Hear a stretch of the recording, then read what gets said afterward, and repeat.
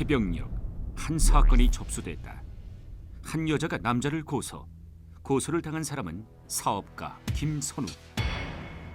고소를 한 사람은 웹 디자이너 황보미. 이유는 성폭행 미수였다. 지난밤 이들에게 대체 무슨 일이 벌어졌던 것일까? 그러니까 강간하려고 일부러 여자를 차에 태운 거예요? 아, 제가요? 아니, 아닙니다. 이 여자가 저한테 먼저 달려들었고 그래서 합의하여 하려고 했던 거죠. 거짓말이에요. 이 사람이 절 강제로 눕히고 강간하려고 했어요. 아니, 아닙니다. 이 여자 지금 거짓말하고 있는 거라고요. 조사해 보시면 아시겠지만 저는 진짜 결백합니다. 남녀 서로 상반된 주장. 사건의 증인도 증거도 목격자도 없다. 두 사람의 진술뿐. 가해자는 없고 피해자만 있는 이상한 상황. 경찰 역시 답답하긴 마찬가지였다. 저도 제 정말 말을 결백합니다. 믿어주세요, 형사님. 믿어주세요. 정말이에요. 두 사람 중 한 사람은 분명히 거짓말. 과연 누가 진실을 말하고 있는 것일까?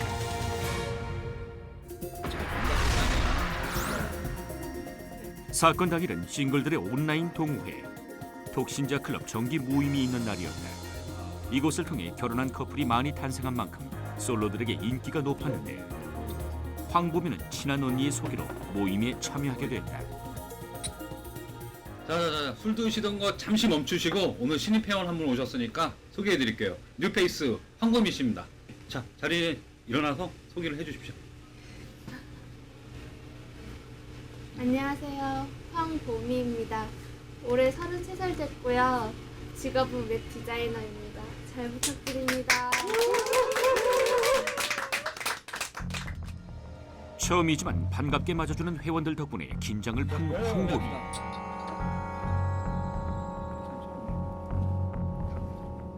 모임의 회장인 김선욱은 그녀에게 호감을 보이며 접근을 시도했다. 그녀 역시 그가 싫지 않았는데 다른 분이 더 예쁘신 것 같아요. 술자리가 길어지면서 한두 명씩 자리를 떴지만 두 사람은 시간 가는 줄도 몰랐다. 서로에게 깊은 호감을 보인 것이다. 어느새 황보미도 김선욱도 기분 좋게 취했다.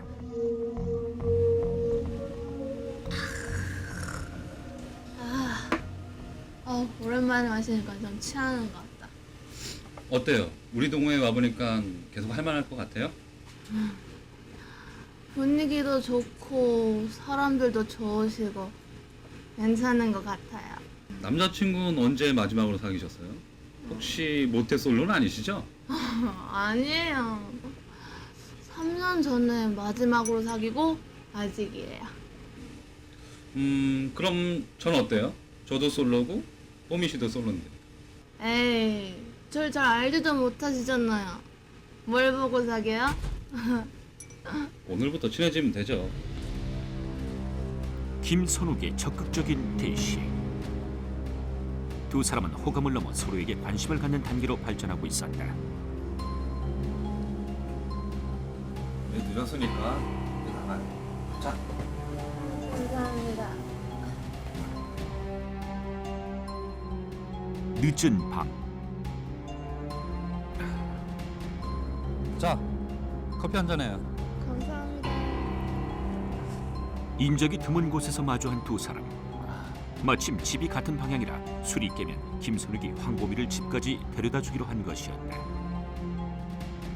그렇게 밤이 늦도록 두 사람은 둘만의 시간을 가졌다. 그런데 다음 날 경찰서에서 함께 조사를 받고 있는 김선욱과 황보미. 대체 이들에게 무슨 일이 일어난 것일까? 심지어 여자는 겁에 질려 있었다. 그러니까 강간하려고 일부러 여자를 차에 태운 거예요? 아니, 제가요? 아니, 아닙니다.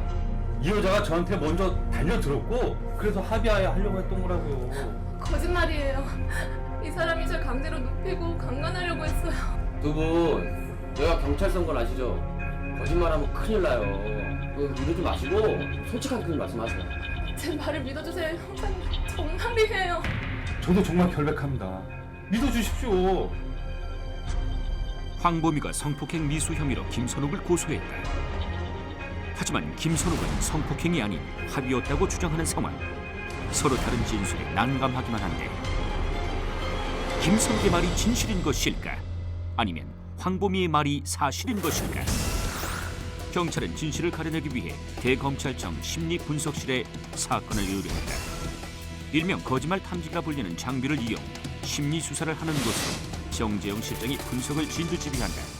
피의자가 자기 옷을 벗겼다고 주장하고 있고 피의자는 피해자가 스스로 벗었다고 속옷을 벗었다고 주장하고 있었기 때문에 속옷을 누가 벗었느냐의 여부에 따라서 강간인지 화간인지가 결정된다고 보고 그 상황을 가지고 분석을 하기 시작했습니다.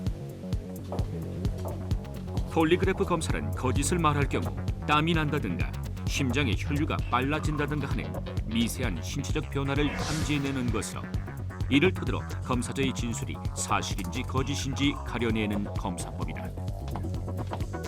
검사자에게는 가슴, 배, 팔, 손가락 등 총 5군데의 센서를 부착. 그들의 몸에서 일어나는 미세한 신체 변화를 측정한다. 신체적 변화는 그래프로 알 수 있는데 진술이 참인지 거짓인지에 따라 변동이 이루어진다. 조사자의 행동 변화를 면밀히 관찰하기 위해서 여러 대의 카메라가 동원된다. 그리고 이 모든 과정은 후에 증거 자료로 남기기 위해 실시간으로 녹화된다. 몸에 반응이 일어나게 되면은 센서들이 감지해서 이렇게 컴퓨터로 그 신호들을 보내줘서 이런 도표를 이렇게 육안으로 볼 수 있게 표시를 해주는 겁니다.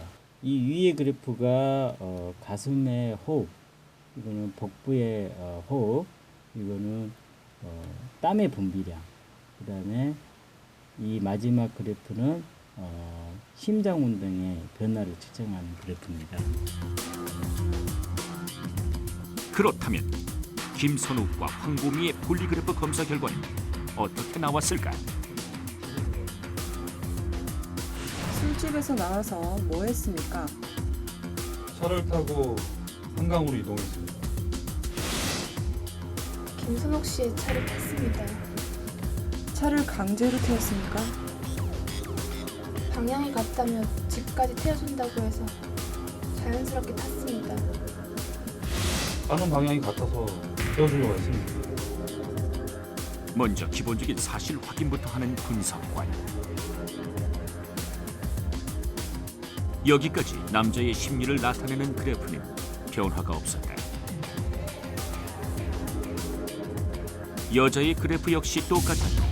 즉, 지금까지 두 사람 모두 진실을 말하고 있다는 얘기다. 대부분 이 심리 분석을 의뢰하는 경우는 소위 밀시 사건이라고 말하는 일컬어지는 그런 사건들이 됩니다. 즉 직접적인 증거가 없고요. 당사자의 말 주장밖에 없는 경우. 차를 한강에 세우고 뭐 했습니까? 차에서 내려서 한 잔씩 마셨습니다. 김선욱이 주장하는 사건 당일은 이렇다. 자, 커피 한 잔해요. 감사합니다. 한강 둔치에서 커피를 마시던 두 사람. 서서히 술이 깰 무렵 갑자기 황보미가 먼저 유혹의 손길을 뻗어왔다. 춥다.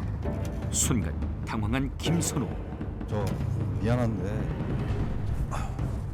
우리 그냥 좋은 오빠 동생으로 지내요. 제가 마음에 안 드세요? 아니 뭐 그런 건 아니고 저 그렇게 쉬운 남자 아닙니다. 그리고 제 스타일도 아니에요. 뭐예요 진짜? 참 어이가 없어서.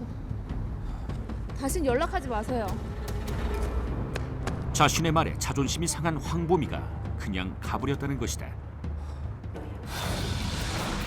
이게 답니다. 분석관님 믿어주십시오. 과연 진실일까? 하지만 황보미의 주장은 달랐다. 그 남자의 말은 전부 다 거짓이에요. 그 남자는 저 강간하려고 했다고요. 심지어 폭행도 하려고 했어요. 황보미가 기억하는 사건 당일은 이랬다. 두 사람은 술도 깰 겸 함께 커피를 마시고 있는 도중 갑자기 김선욱이 돌변했다.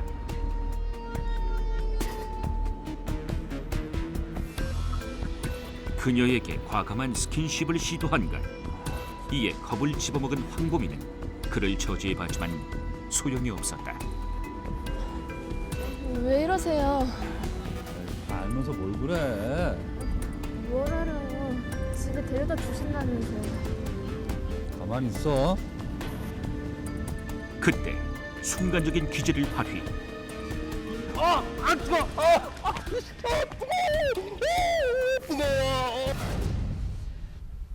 얼마나 무서웠는지 몰라요. 그런데다가 아까 그렇게 거짓말까지 하는 거 보니까 더 무서워요. 진짜 저 죽이면 어떡해요. 무서워요. 너무 뻔뻔스럽고.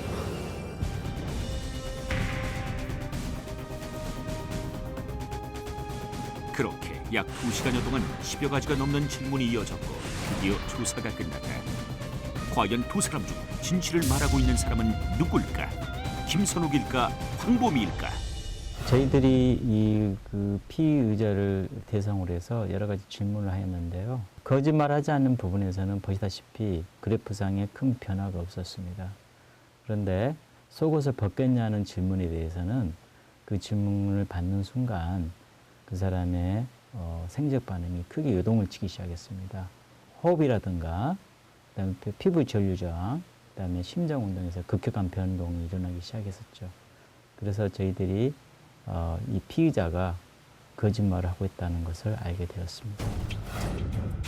김선욱의 그래프를 살펴보면 분사건의 핵심적인 질문의 반응, 그래프의 상승이 가장 크게 나타난 것을 볼 수 있다. 반면 황보미의 그래프는 같은 질문에 완만한 것이 눈에 띈다. 드디어 밝혀진 사건의 전말. 술자리에서부터 황보미에게 호감을 보였던 김선욱. 집에 데려다 주겠다는 핑계로 그녀를 한강 둔치로 유인. 딴 마음을 먹은 것이다. 하마터면 그녀의 억울함이 묻혀질 뻔했던 사건이었다. 범행을 부인하며 줄곧 거짓말을 했던 피의자. 하지만 결국 거짓말 탐지기에 의해 감춰진 진실이 드러났다. 거짓말 탐지기가 우리나라 범죄 수사에 본격적으로 이용된 것은 1967년 일어난 백화 양조장 살인 사건이다. 미궁에 빠질 뻔했던 살인 사건의 범인을 거짓말 탐지기를 이용 용의자의 자백을 받아내 검거할 수가 있었다. 이후 40여 년이 넘는 시간 동안 좀 더 과학적이고 정밀하게 발전했다. 여중생 살인 사건의 범인 김길태. 그의 자백을 받는데도 거짓말 탐지기의 역할이 컸다. 어떻게 해서든 들키지 않으려는 범죄자. 하지만 더 이상의 거짓말은 통하지 않는다. 거짓말 속의 숨은 진실을 위해 오늘도 과학수사팀은 고분분투 중이다.